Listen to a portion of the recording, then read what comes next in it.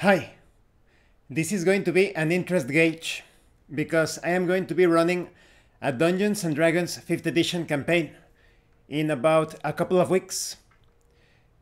That is not this Tuesday. This Tuesday I'm going to be running my horror one-shot. The Tuesday after that one, I am going to start this Dungeons and Dragons 5th edition horror campaign, or horror for the most part. It's going to start with Curse of Strahd. Then it's going to move on to the House on Griffin Hill. Many people consider it a horrible module, and it is. There are some salvageable sections to enjoy from that module, and I have managed to rescue those sections. So it's going to be a modified version so that it makes sense with the original Castle Ravenloft module, which is the base for Curse of Strahd. After that, we are going to move on to the Rod of 7 Parts module, the Advanced Dungeons and Dragons Rod of 7 Parts. That, of course, is going to veer away from the horror theme. It's going to be the only section of the campaign that is not going to be horror focused. And then everything is going to culminate with the Tomb of Horrors, specifically the Return to the Tomb of Horrors, the Advanced Dungeons and Dragons 2nd edition version. Of course, both the Rod of 7 Parts and the Return to Tomb of Horrors they are going to be modified to Dungeons and Dragons 5th edition. I'm going to modify everything. There are already, well, before moving on to that, of course, if you have already played any of those modules, then you won't be able to participate in this campaign because it's going to be filled with spoilers for you. You won't be able to enjoy it and things will be spoiled completely. So I'm looking for people that haven't experienced those modules. Perhaps if you have played one or two of those, let me know in the comments section. Maybe I can work something out. If not, that is, don't take it as a given. It's more likely that I am going to be using the campaign plan as explained without modifying things, but just in case, maybe someone says something like, oh, I have already played the Rod of 7 Parts module, but I would love to play. Maybe we can make some changes. Perhaps. Just let me know and take it like a big maybe. Josh and Tyler have already expressed their interest. I have yet to confirm with them. That is, several weeks back, I was talking with them about this, and they gave like a partial okay, because you know how life is. Sometimes you get busy with some project, anything else, and you cannot play. But the plan is to play once every week, every Tuesday. That is once every week on Tuesday at about, well, we still need to figure out the time schedule, but it's most likely we're going to play at 5:30 Central Standard Time, PM, 5:30 PM Central Standard Time. Perhaps a bit later if you cannot. Maybe you can only play at 6 or 6:30. We could make some changes. We still need to figure that out.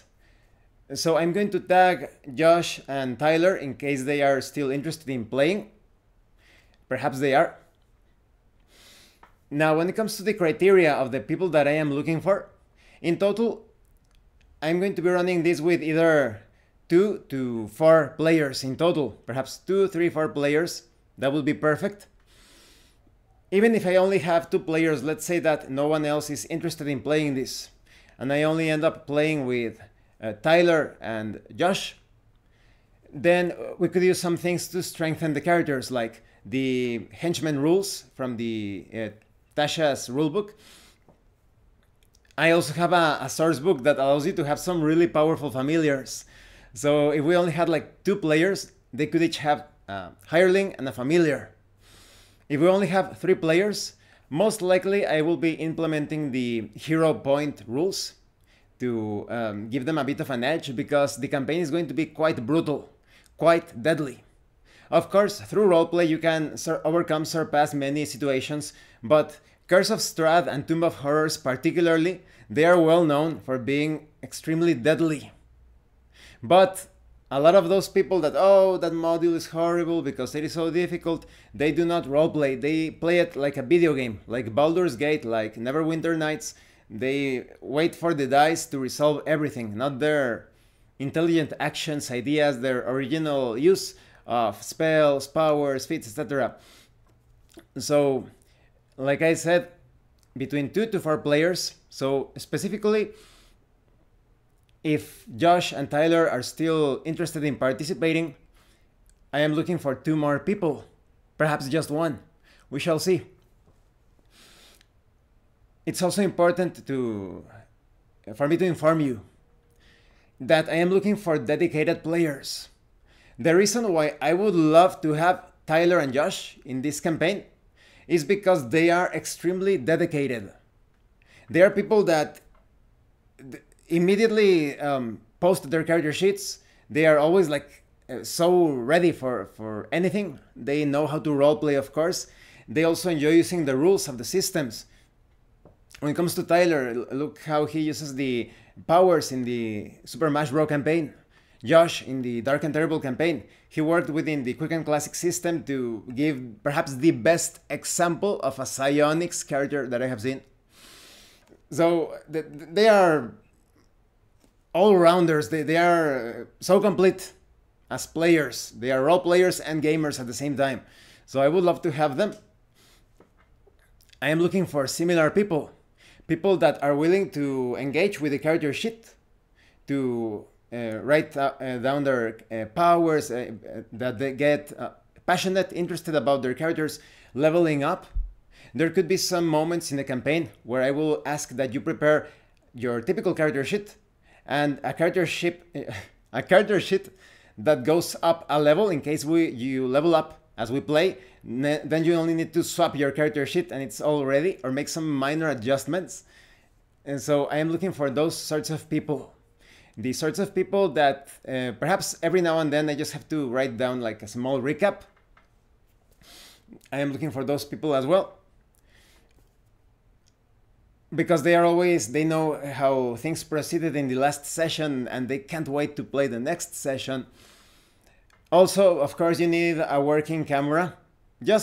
Well, take a look at my camera. It's not the best in terms of quality, but a decent camera for you to see your expressions, for you to get better invested in the session, because sometimes people don't have the camera on and they are doing something else. Sometimes they are not even paying attention. So the camera kind of like promotes that you become invested or focused on the session. A working microphone like this one that you can clearly hear the voice. What else? Well, just like a disclaimer or just like an important information. If you sign up for this, it doesn't mean that, oh, you now need to play the entire campaign plan, right? Maybe you just want to play, see if things work out. If it's in your desire, you can keep on playing. That's why I would prefer 3 or 4 players. Maybe one of the players is kind of like, you know what, I got really busy with work. I cannot keep on playing. Best of luck. I can easily add something to the game to balance things out. Or perhaps, depending on the progress, I won't need to add anything at all. Maybe the players are leveling up, obtaining powerful items, and everything is going pretty good, pretty decent. But yes, I must stress that if you decide to play, it doesn't mean that you have to stay for the entire thing. It would be amazing if we were to accomplish that. And through roleplay, you can speed up through so many tedious situations instead of being, what do you do? Can my character attempt to do this? Can I use this or that? Can I? Instead of playing in the non-roleplay way, we are going to move quite quickly through the different sections of the modules.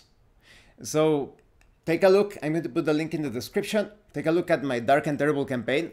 That's a 300 and plus pages campaign module.